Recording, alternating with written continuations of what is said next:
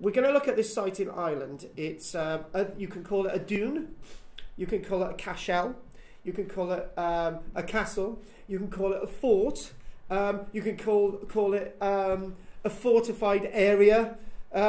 Any name will do, and I will be using them all. So this site is, we're going to go directly to show you where it is.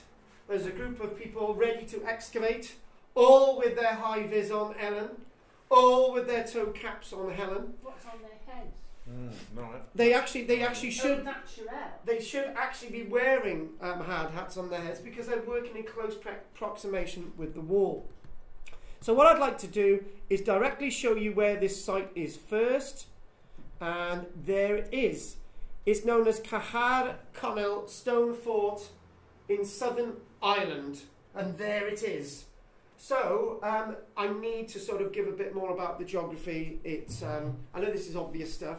It's on the west coast, so it's far away from some of the artefacts that have been discovered on the site, which come from Europe and the Baltic. It's in close approximation with the east coast in a way. You could say that you know, it's not far away from where there could have been Viking influence and Anglo-Norman influence, Norman influence. But funnily enough, the CaherConnell Stone Fort shows local influence, and it sort of paints a little bit away from the idea that all sites in Ireland had some kind of Norman takeover at some point or a Viking takeover at some point. And this is an exception to the rule. Mind you that there might not be any rule, because it might be that lots of these sites worked independently for hundreds and hundreds of years with very little influence from anybody else outside Ireland. And the problem is, with the type of archaeology that we're going to briefly look at today, and that's all it is, it's a brief look at the archaeology at this site, and we'll call it Connell, because there's so many different ways of CaherConnell, Cashel, Stone Fort, and so on. So we'll just call it Connell. And again, to give you an idea, in close proximation with the coastline, it's not far away from the coast either. So those influences with trade links are very much there. It's got a very interesting position, and the archaeology is extremely well preserved at the site, and the artefacts are of extremely fine quality. And this is a good example of a lecture that I'm going to come back to in about a month, 6 weeks' time. And it's a site that we're going to come back to is because they've been recently excavating, and the images that we look at are actually from July. So you can't get any fresher than the images from July.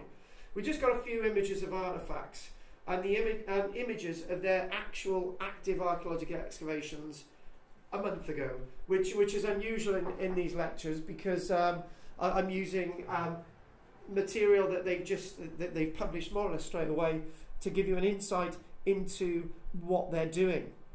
So they are working, a group of 20 individuals. They work a group of 20 individuals works at any one time at the site, and no more than that, supervised by some of the best archaeologists available in Ireland over these summer months. And it's again one of those sites that's managed to attract funding from people paying to do the archaeology that keeps the site going for the rest of the year. So if you want to excavate at this site over, I think, 2 weeks, you're not going to see any change of £800. But the training that they give is of extremely high quality, and it's constant. You don't have any break over the weekend. You keep going for the next week, and it's that sense of archaeology. It's a crash course in archaeology, and these individuals involved in the archaeological excavation get a chance not to just to find little bits of pottery or little bits of slag or little bits of glass. They're able to find artifacts themselves, various cloak pins, bits of brooches, bits of combs, for example, bone combs, all dating back to 1,000 years ago. And each of these volunteers is able to sort of find a little bit of that information. So when they go back to their university, or when they go back to the United States or wherever they come from, they can say, wow, I found a very important artefact from this site. And again, it paints another picture about Ireland Ireland 1,000 years ago wasn't a poor, downtrodden backwater that we see as illustrated in history. Ireland was a very wealthy, intriguing people with a wonderful landscape, and this is just demonstrated by just one or two of the finds found at this site at Connell.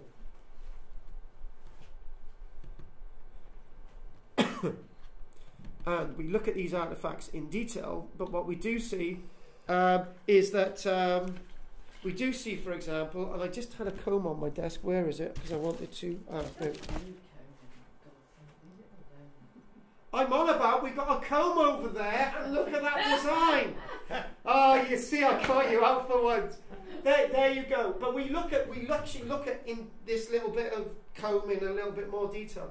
But look at these as well. They're finding evidence. Here we go, just for Kathy.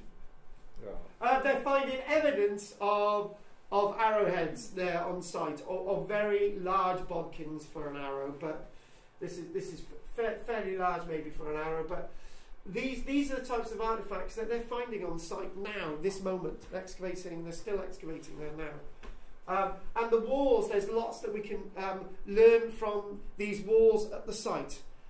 Seeing as I feel that this lecture is deja vu, right? I haven't done this lecture already, have I? No, good. Because when I've given this lecture on Monday and Tuesday, Kathy was in that room, and I was saying to people, Kathy, do you remember this? And you said here last week, Kathy, do you remember this? Did I? Deja vu was something else. It's all about Kathy, you see. It is. Dream woman. She's my dream woman. Yeah, she is my dream woman. I can understand that. Yeah, she is the woman who you shall never upset. Once woman scorned. Exactly.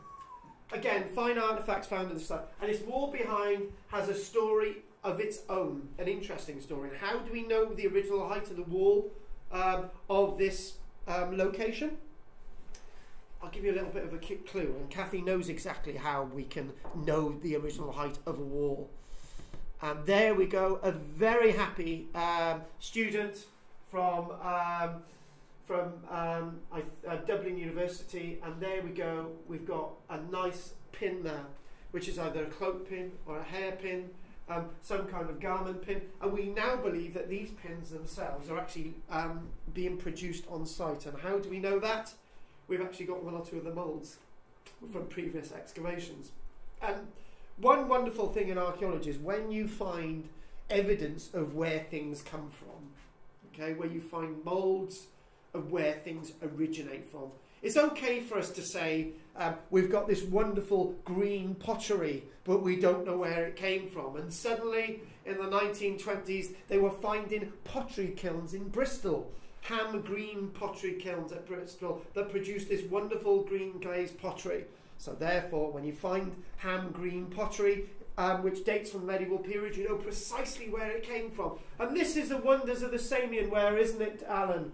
Where you find Samian ware and you know exactly where it came from, when it was produced, what mould, and also who made it. And so when you actually get those, we know, we get a few more information about datings and people and who was at site, we might actually be able to work out eventually who made that pin. So she's touching something that was made by somebody and she knows that person or her name, and that's where archaeology gets very intriguing and interesting. When you excavate in London and you find documents like at Vindolanda, the one they found very recently that tells us of a certain land transaction that occurred in Sussex between this person and that person, and you're thinking, my God, I live at that location and somebody of this name lived here at that date, and then you think, this is amazing, isn't it, Alan? Yes. Alan, every time. Alan's my new favourite, by the way. What we're going to do, not long to go, Alan, before they start stoning you. This object here, again, we look at this object, and I'm going to sort of ask a few ideas what this object is, because they don't know what this object is yet. Lots of the objects that we're coming across on site are bronze or iron, and we'll look at their... it's a cork. You just need hole or something. Oh, hang on, we're not doing it yet. Hang on. Ear scraper. Ear scraper. Oh, I've had ear scraper. I have had ear scraper, but we'll look at that in a short while. Picking your nose. Oh, oh, here we go. You've said it now. Don't you swear at my wife. I was only asking her to shut up so we can hear what he's saying. Big nose. You've said it. Those are my lines. I'm going to be reminded to do those lines every now and again. But why choose CaherConnell Archaeological Field School? Some people don't know what's going on in this room anymore. You excavate from Monday to Friday and explore and learn at the weekend. So there you go. You will be excavating a site that dates to about the 950s. Can be probably about really precise on that. 9:45 rings a bell. Not in the morning. The quantity and quality of the artefacts being uncovered is impressive. You know, in all my years of being an archaeologist, I've only ever found 2 Roman coins. People always ask me, "Oh, this is the question that really gets on my nerves. Oh, what's the best thing you've ever found? Where are you working now? Tell me all about it." And usually, I fob them off with something. It's those annoying questions you always keep being asked. But at this site, you're probably guaranteed that if you're going to be excavating there over 2 weeks, you can actually find something, which is a lot more than the pottery, which is important in itself. It's of huge significance to Irish archaeology, in that it's like excavating at the Ness of Brodgar. The Ness of Brodgar tells you so much more about Scottish archaeology than any excavation before, particularly when you look at the Neolithic period. Looking at the culture, history and economic, political and social structure of this one, the site has ramifications for the whole of Ireland and elsewhere. Understand high excavation standards at the site, skills you can implement elsewhere, no more than 20 people on excavating at the site at any one time. Experience all this in the safe, controlled environment. Toe cap boots, high vis. And the one thing that they're encouraging people is to actually go out into the community, especially into the pubs, and talk to people about the landscape. Similarly, what they do in time teams. So that's really important. Local knowledge is really important to understanding an archaeological landscape. Archaeology should never be seen as an individual site anymore. You can't, for example, look at Vindolanda without looking at the wider landscape. You can't look at Poulton without looking at its links with the monastic establishments elsewhere. You can't look at any site as an individual anymore. No man or woman is an island. It's all set and bought within the environment. And this is where archaeology has gone now. So there you go. It's not a huge site that they're excavating, but this site itself has remained relatively intact, with about a metre reduction of the wall. And how do we know that about that metre? We'll come to that in a short while. And it's a higher level inside than it is out. The highest levels of the walls standing today are actually 3 metres in height when you look from outside. Probably about 2 metres inside, because about a metre of build-up of all the material and all the layers, organic stuff, stone, this and that and so on. And they have actually found a couple of bodies at the site as well, but not actually inside, but there's a little story there. These are parts of later buildings and stuff, but what you do find is actually steps, really narrow steps going up to the wall. And when I showed somebody standing on these steps, they started to say, actually, it's a dry stone sort of wall build, probably rendered inside and out, but the way of the steps are just that you've got the wall there, and you've got a little step there, and you've got another little step, just really narrow going up the wall. Apparently, this is a feature that you actually find in Cumbria and Yorkshire. When you've got dry stone walls, you don't have stiles.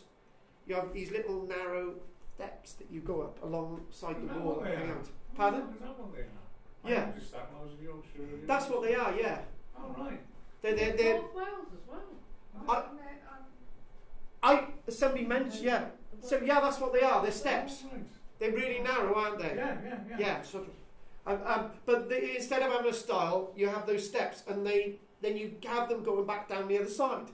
And this is a feature that you actually get with this site, which I've not really approached And yeah, you've learned something there today, Goff. But that's what they are. That's what they are. Oh, we'll have a look at it. They go up like that. Yeah, exactly. They go that way. Sloping. Yeah, sloping. Yeah. And they're all along the wall. Yeah. Not just one set. There's a number of them. Yes.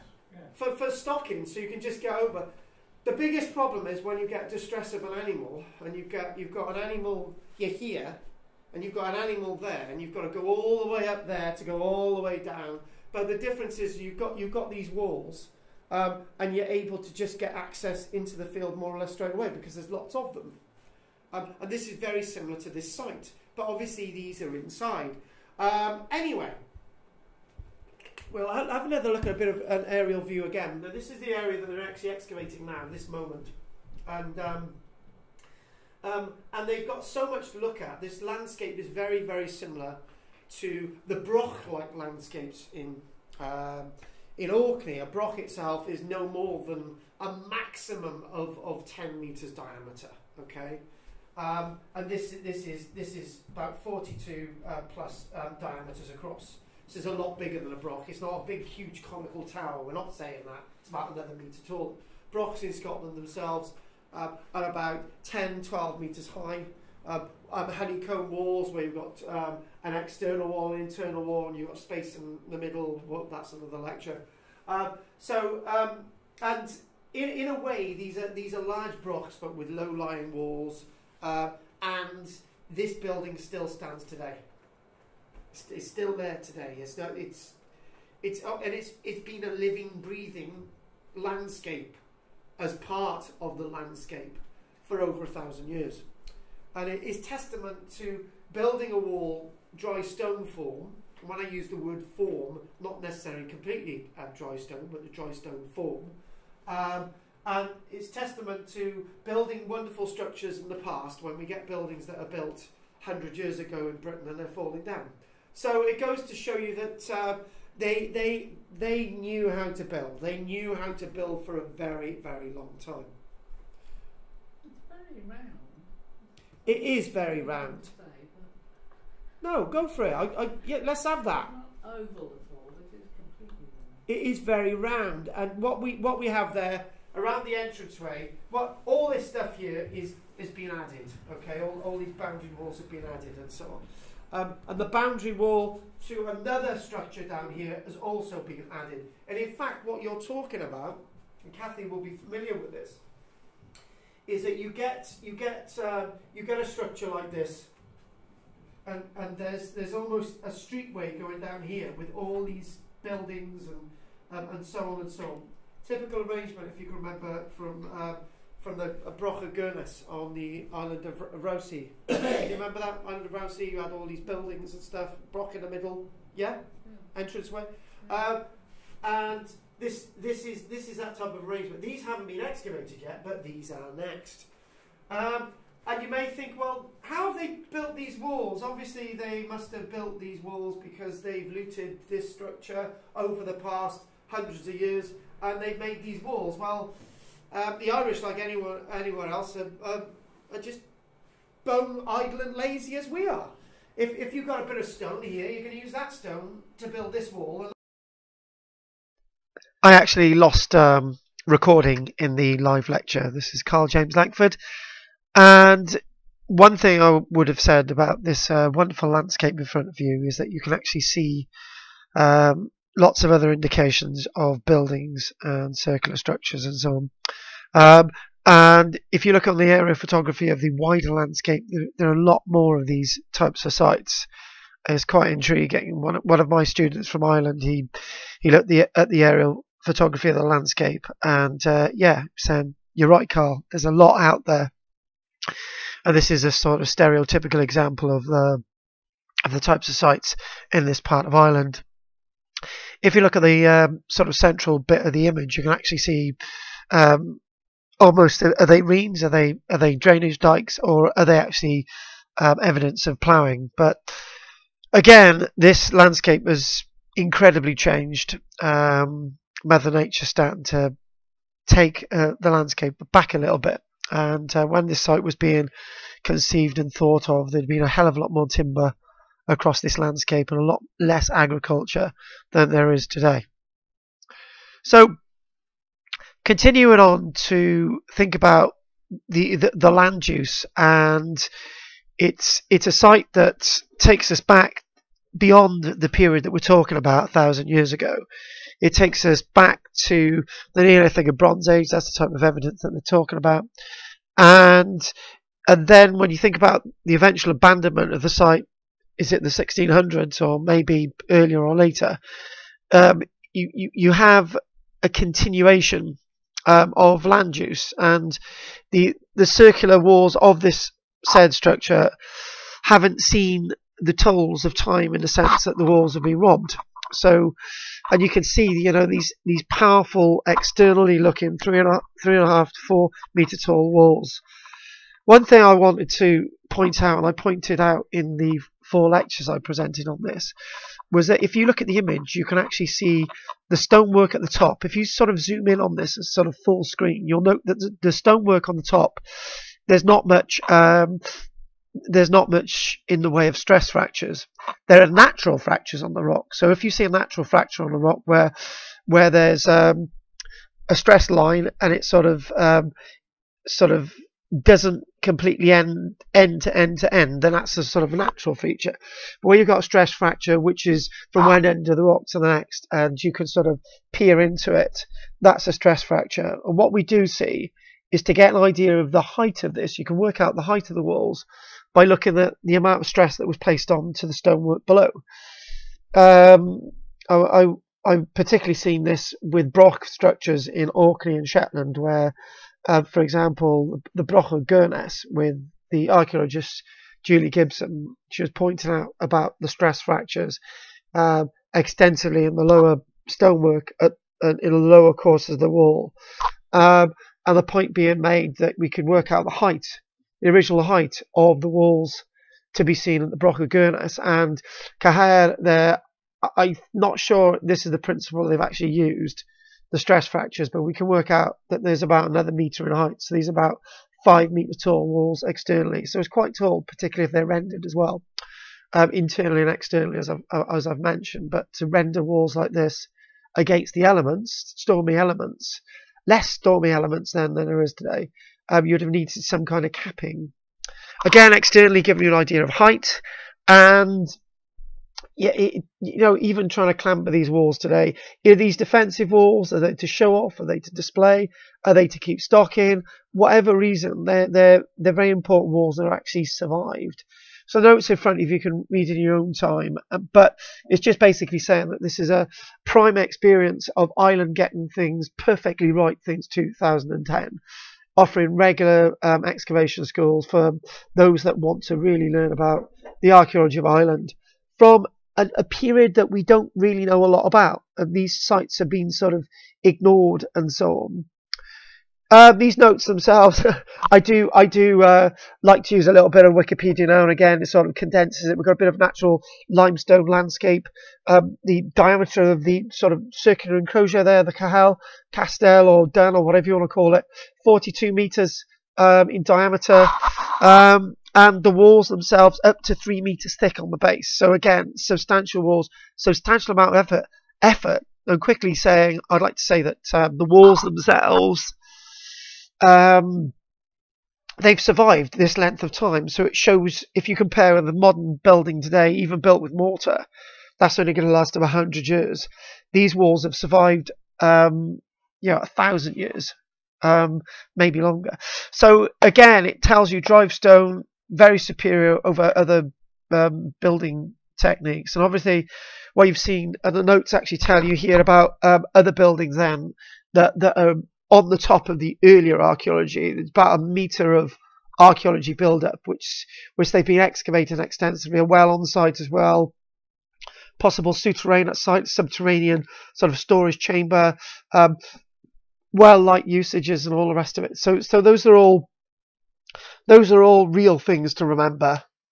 And again, looking at this site with some more notes as well. we look on the sort of the excavation side, and again we're talking about going back to the 900s. And the one thing about the site, there's no real Viking Anglo-Norman influence on the site, so it tells you that the whole, well, lots of the west coast is uninfluenced by those Viking Anglo-Norman incursions. The site is variously occupied and then unoccupied, and then we sort of go into about the 1300s, maybe a bit less before that. There's a mixture of periods. Then there's a terminus where the site is abandoned, then a site goes into the 1600s. It's a bit of a mixed match with the archaeology on the site, but again, intriguingly, giving you an indication into the mysteries of a period that we hitherto really didn't understand. And I made a little bit of I alluded to Bronze Age, Iron Age evidence being found at site. So we've obviously got post-hole evidence. What's going on between the Bronze Age and, say, the medieval period? Massive gap of 2,000 years there, but maybe there is evidence to be found there. The one thing archaeology is destructive. You don't want to destroy all the archaeology that is on the surface to get to earlier stuff if there's nothing there, and you've obviously got other opportunities to infer earlier archaeology without destroying the site at this wonderful CaherConnell excavation in Ireland. So what they're doing is excavating what they can and then probably stopping at the layers to not sort of interfere with earlier evidence. So back over to the recording that I made in the class. Let's do the last bit.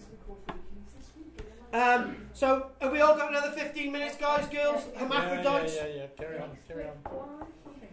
So now we've been looking at the site. Now these here, as you can see, That's a bit. Isn't it bigger and blurrier? Oh, size isn't everything. It is. Shut your face. Whether it's a baguette this one you get Or or a a meal. I tell you what, don't ever say I mentioned my ex-wife in this room. Michelle will skin me for garters. It's on tape, isn't it? No, it's not. That bit's not on there. No. Now this here. We're excavating here on the 10th of July, and they haven't actually started the excavations yet. This is where they're going to start working, and they're eager to get stuck in. What they've got to do is obviously move some of these collapsed stones, which they're going to do first, against the Cashel wall. Obviously, this is the area we're talking about, and that's what they've started. So there you go. That is organised archaeology, exactly the same level of archaeology I train my own volunteers to be at places like Trellick. What's that? Not one of them to the hat on. See, is there bottoms? How can you see where they've got hats on?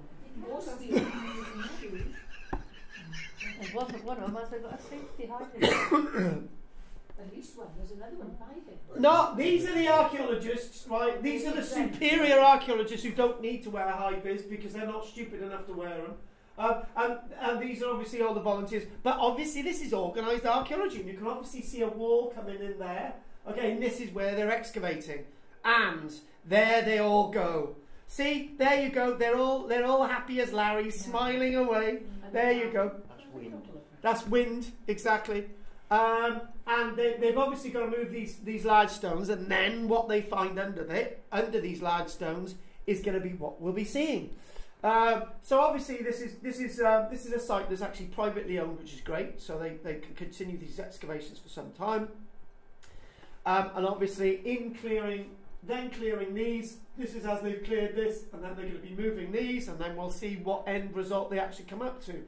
But you can actually start to see weird little features coming in here, which will come on to what this is. So all that material there, you can obviously estimate from the archaeologist projections, about the height of the walls and so on and so on. And this, if you actually look, this isn't as we've described about the ones up in Yorkshire, but there is obviously that evidence here as well. You've actually got some really narrow steps going up the wall as well. Obviously, then that's going to go up to the top, and obviously indicating these are collapsed from the top. And again, it's very intriguing to see that these stones are rather large stones, exactly the same large stones that are used at the base. So whoever's building this is really good at building dry stone walls in the first place, knows exactly what they're doing. And it's a wall that's seen the longevity of the archaeology of the site over 1,000 years. So as they've been working there, they through all that stone that they've cleared there, and this is a very important point. Yeah, you know, last week I told you about that site in Brecon that the archaeologists invented.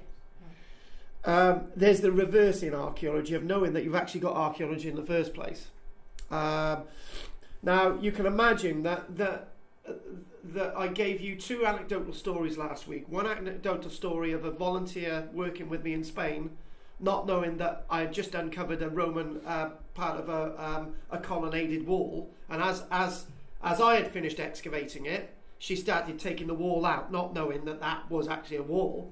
So it's actually having the skill to actually know that what you are actually looking at is a wall or not. And you can imagine with all this rubble that they've cleared, that they were then able to work out that you've got this wonderful curved feature here, coming in here. That's actually what we've mentioned, a corn drying kiln. So they've got evidence of corn drying kiln. This structure itself probably dates from, as I mentioned earlier on, probably about the 1400s or somewhere like that. The same time that we've got the bodies around the entranceway actually date from. So we've got all this continuing occupation with sort of stark contrast of what's actually going on at the site. And again, the corn drying kiln next to the wall itself. And it's likely indicates there's a lot more stone buildings to be found. This actually dates from the 1400s, so we've got to go a lot deeper now to actually uncover more archaeology.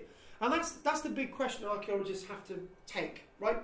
The question is, do we destroy this archaeology, which is revealing a nice corn drying kiln, to actually get to the archaeology below? That's the big question we've got to ask ourselves. Is it worth it? Is this enough evidence for the archaeologists to be happy? Is this going to tell you what was going on in the 1400s, and then somewhere else we can work out what was going on in the 1000s? It's all those. Archaeology is destructive. Even the stones that had collapsed on top of that, that's archaeology again. You've got to remove that archaeology to get to this other archaeology. So it's all about making those very important decisions when you're looking at an archaeological site. Don't do what some archaeologists have done. I've known some archaeologists who've been working on sites in places like Libya, where they found wonderful Roman temples. They're not interested in the Roman temples, so they blow up the Roman temple to get to the Greek temple. The reason why the Roman temple replaced the Greek temple is that the Greek temple wasn't very good quality in the first place. So the archaeologists get to the Greek temple and they think, oh shit, what we've got left is a few walls now, not the building that we've actually just destroyed. So you've got to make those decisions. Is there another part of the site that you can actually find earlier archaeology without destroying the late archaeology to get to it? Those are the questions we've got to ask ourselves. And Kathy, it's very rarely that you actually ever interrupt and you make completely a balls of it, but today you have. That's what we were talking about. Yeah, so this is, if we reduce the scale of that there, which you probably wouldn't be able to see, but that's what we're talking about. This is basically a little bit smaller than this scale would be in actuality.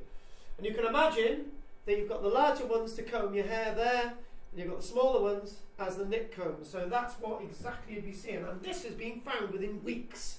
Within weeks, this is weeks old, this artefact. So you're some of the first people to be seeing this image on the planet. So obviously they'll be studying this. What's it made of? Bone. Like this is made of bone as well. What you do find is bone beads found on site. You've got larger bone sort of handle-like things as well, which we'll actually come up to as well. So you've got bone beads. It's interesting finding bone because bone in lots of contexts that we've already looked at haven't survived. But with this site, they have survived. The Iron Age sites that we looked at last week, none of the organic stuff had survived. But with this site, it has. It's come from completely a different period. And one of the things I may say is very rare that I do medieval archaeology at all, because I'm not a great fan of it, because there's a lot of it, and I should be a great fan of it. And I do a lot of medieval stuff, but I don't do this in-depth detail. This is, I feel, is absolutely fascinating. Look at a new area of archaeology I haven't looked at before. This is a massively big. spearhead, this is quite small. For an arrowhead, it's quite big. So maybe this is part of somebody with a very high yield bow that's able to use this as a bodkin, or it's. But this iron object may have actually been produced on the site from the moulds associated with the pins and the other iron working evidence. It's quite likely that this hasn't left the homestead itself, the site. And it goes to show, again, everything that I've said. There's so little that we know about this period in Ireland. And to be honest with you, we could really say the same about the industrial period in Wales. We think we know a lot about the industrial period in Wales, but when people started thinking about studying the industrial period in Wales, most of the structures were destroyed. So this is why we excavate as much as we possibly can. And this object here, come on, scratch and sniff. 10 minutes of lecture to go. What's left? So if anyone's got anything, what does this look like? Remember, this is not 10 centimetres in length. If we go that there, 2, 4, 6, about 7 centimetres in length. What's that? Melon baller. Right, well, let's just correct a mistake. Anything else? You know what I'm going with? Complete on the end. Bingo, you've asked the question. Was it? I think that this is because it's iron, it's going to be very difficult to work out what's going on. It's going to be very badly corroded. But I think this was actually this was complete on this end, and maybe it was complete on this end. And this could be something to do with a horse harnessing of some description, because there's one object that is coming up with a piece of horse harness, some of the horse furniture that we're going to be looking at. This could be anything. Do they but have bits, horses then? yes, we've got that coming up. It could be, it could be something to do with the snaffle bit and all the rest of it. Something there. But this is obviously another iron object which is produced on site, and they will be able to find that out in the next few years. We can't find this out now because it's only 3 weeks old, so can't expect to know more than that.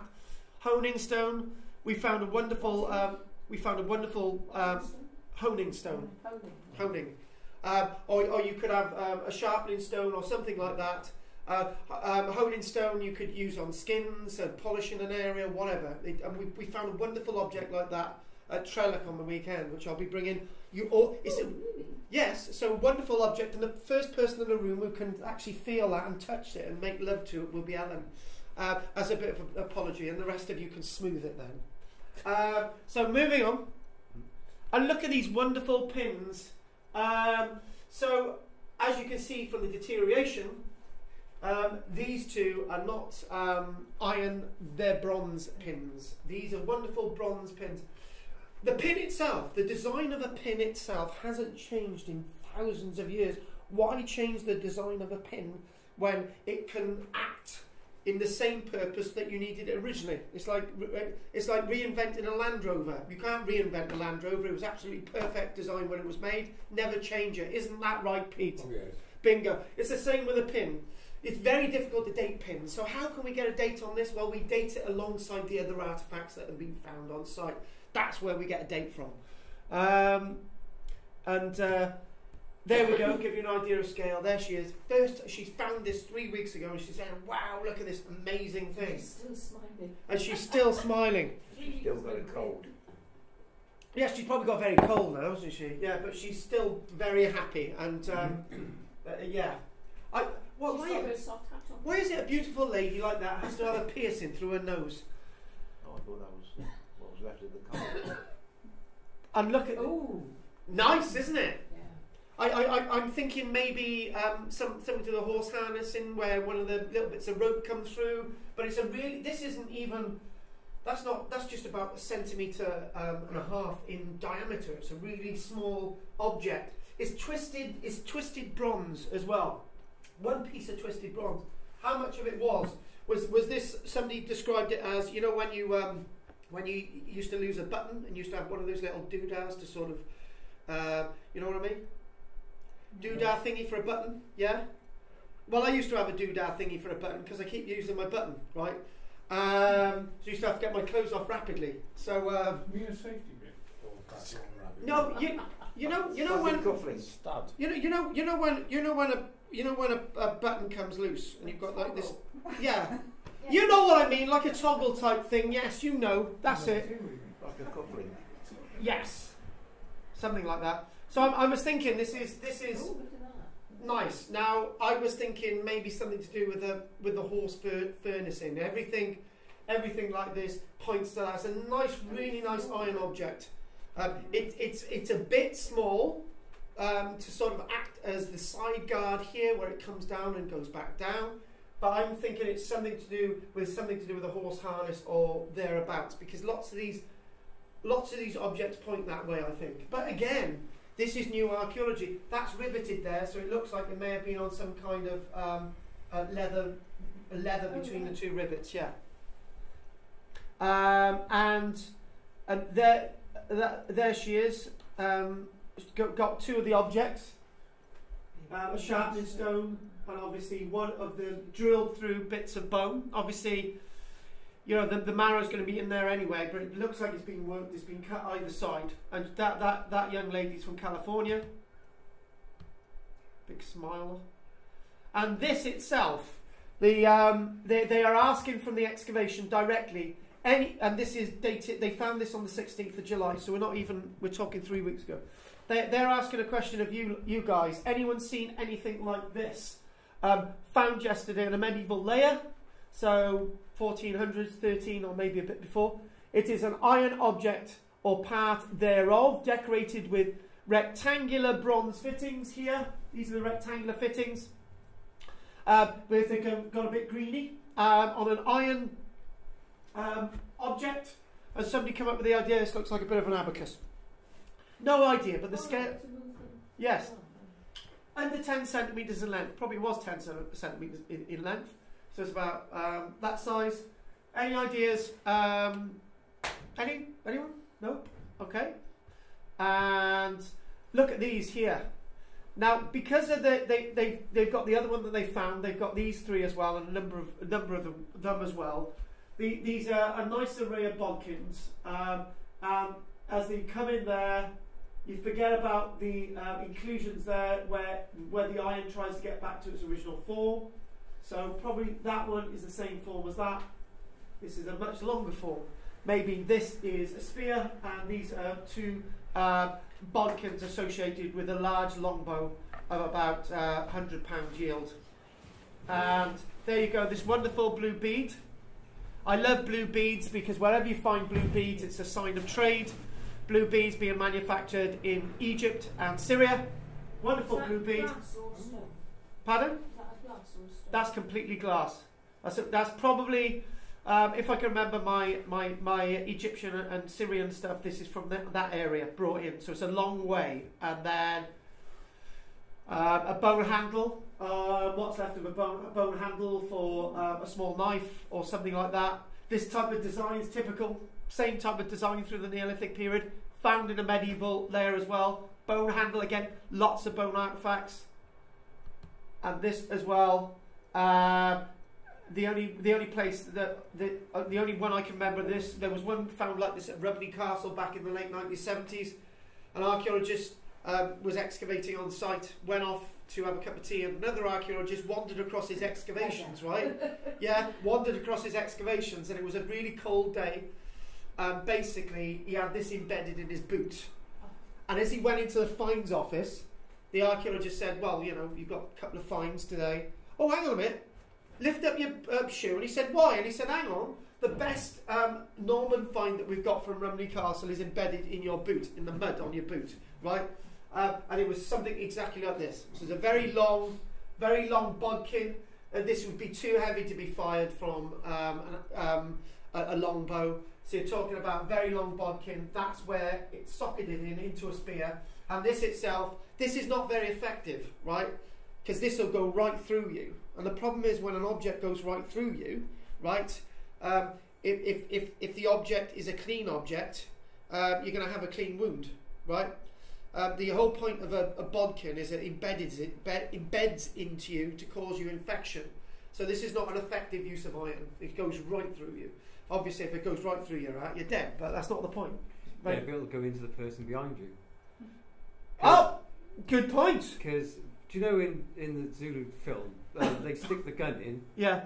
what was it? They stick the gun in, twist it, and then fire it. Yes. It's to kill the one behind. Yes. Yeah. Well, you don't know that, but if you look, Whilst you're covered by yeah, you stab one, the one in front of you, you stab and kill that way, and then you shoot the one behind with the gun embedded in his body. Does this look familiar to you, Goff? Really, no. The walls up in. Oh yes, exactly. There you go. Exactly. Some project out the wall. Others are actually built sort of in the structure. But you see how narrow that is. It's just basically that much. Yeah. Yeah, you notice this because it's not symmetrical. You think, what the heck's that there for? Someone's drunk maybe that one. No. They're all over the walls up there. And we did that in the lecture on Tuesday. I didn't know that they were that wide ranging. But this again, you don't need stiles. You don't need all this stuff, and it's a lot more effective of getting access into fields, which you've got to do. You know, working on a farm myself, you get very frustrated that you've got a sheep in distress there. You've got to find the nearest gate to go all the way around, probably in someone else's field, back away around and whatever. So these are really more effective. Oh, do you know you said that arrowhead was clean? Yeah. Why don't you just stick it in the ground before you fire it? Yeah, that's what people mainly do. One process is that one thing is that they've got on site is back to the other thing. When they've done excavations like that, they naturally put a membrane down, back cover, but all the soil has been, all that stuff there has been sifted. So when they spread it back on the site, this is after they found all the small organic stuff. Sieving stuff on archaeology is important. And obviously they're recording all the walls as well. Obviously not like that, but they've got these grids to record the walls. Forget that. And obviously they're sieving all their finds. All the soil is sifted. It's a good archaeological practice to sift your finds. And I tell you what, Ellen, when we actually brought back, you know, all the dump from the stones that we took out from the sifting, we brought it all back. Good stuff you haven't had time to do. Yeah, and there's a hell of a lot of stuff in it still. Yes. So that's what we do. It's good practice. You don't want it to go in a spoilie because no one else is ever going to look at it. Good practice. So this is what they're doing. They're a lot of time sifting with the soil. And hang on a minute. Oh, we don't want that. But what we can do is, this is the final trowel, the 1st of August. And this, our smallest find to date. And this itself is an amber stud, under 1 centimetre. There it is. And this, Is that for the Baltic? bingo. This object itself, when I described it, this is on the west coast of Ireland. The east coast of Ireland is Dublin, and then you've got Britain, and then you go over, and then you've got into the North Sea. You're going to get amber in the North Sea. So this would have at least travelled from the North Sea, which is a long distance anyway. But it's probably come all the way from the Baltic. So again, this tells you of the people's status. But how you interpret that status is very important. And may I add one last thing, right? When we looked at the Minoan civilization, if you can remember, I said that the Minoan civilization, even the poor people were very rich. And you can't look at the poor people as normal people within the landscape around the Mediterranean. The poor people within Crete were exceedingly rich compared with anybody else. So the richness in a culture may be very different from the richness in our culture. And these people may have been common or garden people in Ireland it was a wealthy lifestyle for all them compared with our very poor lifestyle within our own landscape of Cymru. So any questions? Cymru? Any questions? No? Have you enjoyed that today? Oh, Thank you very much. Anyone who wants to do the raffle, we got a nice box of black magic, okay? And that will be given out to whoever next week, or if the person who does the raffle with me actually does win it, he can have it himself. So if there's no more questions, thank you very, very much. I have survived today, which is good. And as Mummy would say, I've got better and better today. Thank you very much. Thank you, Daddy. It's okay, son.